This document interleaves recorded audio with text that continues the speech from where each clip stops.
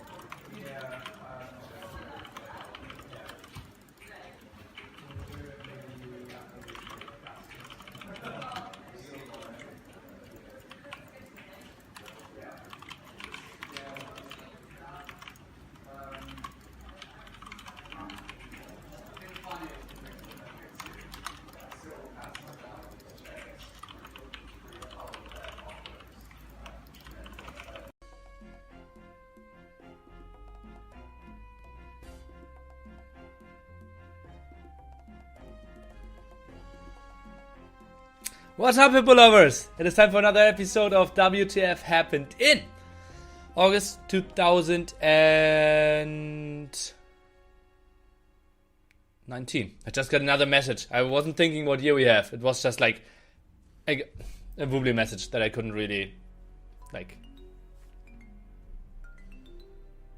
know what he's trying to say. Okay. So, we're starting off with the MSC finals. I was actually surprised that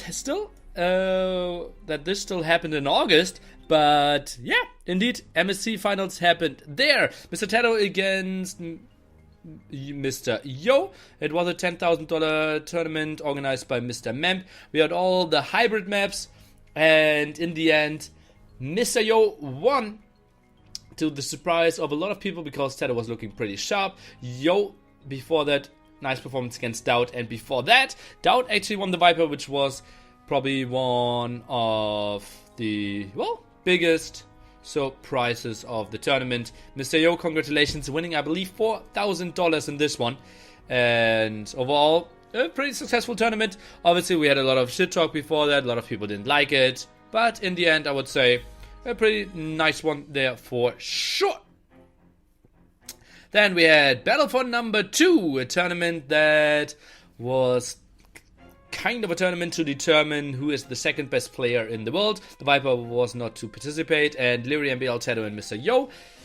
On the list, maybe some of you might be missing the Max, but, well, he did not play for some reason, and they did a round robin, and the top 2 in the end were playing against each other. So Mr. Yo and Tato, back-to-back finals in this one. And some drama in the tournament. We had a tournament scheduled Friday, 3 games of the round robin, Saturday, 3 games of the round robin. Mr. Yo winning 3, Tato winning 2, meaning MBL and Leary didn't need to play their last game to determine who would be 3rd or 4th, because there was only prize money for the top 2. But obviously, 4 or 5k people waiting to see the scheduled match between the 2 of them, and they decided, not playing for nothing wasn't theirs, and therefore they didn't play the series. Not too well received by some parts of the community. I think before the tournament, we just should have maybe said, if the series is not important, we shouldn't play it. That is kind of the problem of the round robin, right? We have a bit too many draws and some unimportant matches in this format. Yeah. Maybe go for the GSL format or something else. I think the match, maybe if the rules just said only play the necessary series, it would have been a bit less bad feelings overall. In the end, Tato won in the finals against Mr. Yo in this one. Collected, I believe, $1,000, $250 for Mr. Yo, organized by Mr. Mashmora, and $250 were given by T90. And yeah, underperformance surely there from Leary, losing both his series against Taro and Mr. Yo 0-3. Taro won. Yo won MSC. Yeah, indeed. So, congratulations to him. The Viper, obviously, as number 1 in the world, was not invited in this one. And surely a nice idea. I actually had the same idea earlier. For me, the Max would have been on that list, but maybe didn't have time on that weekend or wasn't interested with the settings or something. Map pool had the small problem that it had a lot of water maps, so felt a bit repetitive, especially because it was kind of the standard water maps as well. Later, 1 weekend later, I think the tournament was so full of events. It was a sick month for Age of Empires fans for sure. We had the Mono Sivkov, a tournament organized by ECL. Where do I get the picture? Here. And we had some real star players in there. Make it bigger. But, oh boy, well, I have too big of an ego to be in the background there, indeed. Hey, yo. And all the 60 players only had one civilization that they could play throughout the whole tournament. It was decided by everyone was giving a list, or at least they had the chance to give the list. The Viper didn't. And seed number 16 gets his first civilization. 15, the first one that was on his list, like the highest that is still left on his list. So forth and so on. So arguably seed number 1 has the 16th best civilization. And well, seed number 4, whatever it was the Viper, got Indians and went through there. Admin win against Winchester to begin with. Then beat Vivi, had a pretty easy series against Sivkov and against MBL. It never really looked close either, we have to say. MBL with the strong Berbers going through into the finals. Nice performance there by Lux. Beating Stark earlier against the Slavs. Chart and, well, had an okay-ish first game. Or a good first game for sure against MBL there.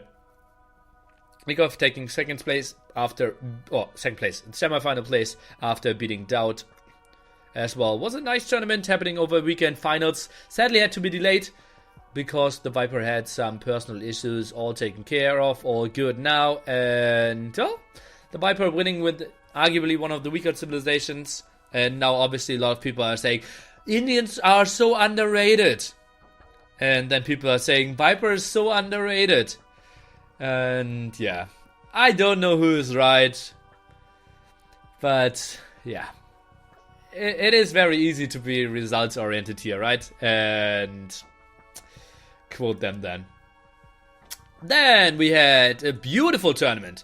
2 pools. Was a tournament where we had 8 teams performing, playing some 2v2s against each other with very different settings.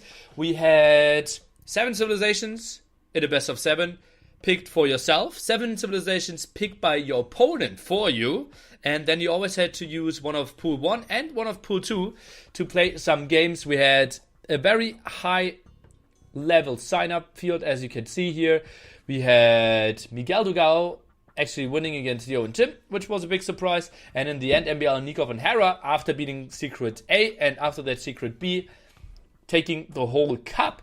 Was a really good one, and if you missed that, well, now you're spoiled, but we had incredible games.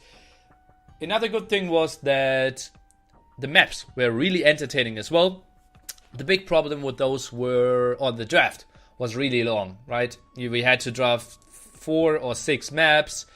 It was always Arabia at the start, and then also all the civilizations, no time limits, was just typing them in the chat. Took some time, some delays, but in the end, the games really delivered, especially the finals and the semi-finals. I like them quite a bit. Doubt Slam against VNS was a close series, and Lux Vivi 3-2, I don't even remember that one. But that had to be a good series as well, I'm pretty sure. Like, I was really surprised how good the games were, and how entertaining Doubles Ages performed pretty well as well. And then we had, during the same weekend, we had Gamescom in Germany.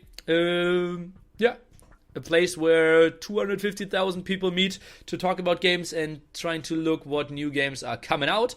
And Microsoft also was around and letting people play Definitive Edition of Age of Empires 2 for the very first time. And they also announced the release date being the 14th of November. There will also be a convention in London. I don't really know the name anymore.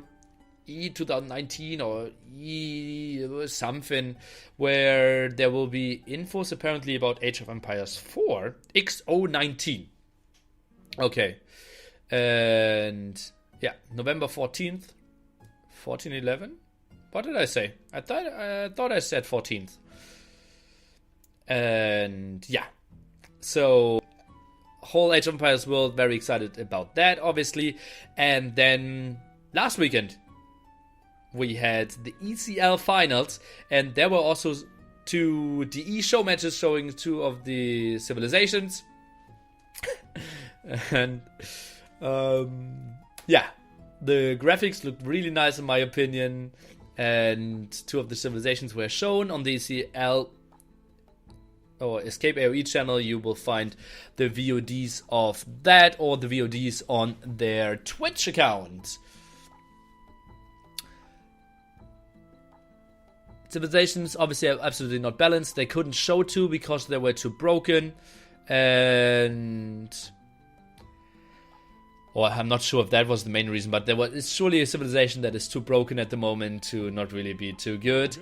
We had some unfortunate PC issues with the streaming PCs. That's why we mainly were looking over at the POV streams of the players, but I think that wasn't really a problem. It was cast by Zero Empires and Cision, the lead developer for Forgotten Empires, who was doing Age of Empires 2 DE and did all the expansions prior to that.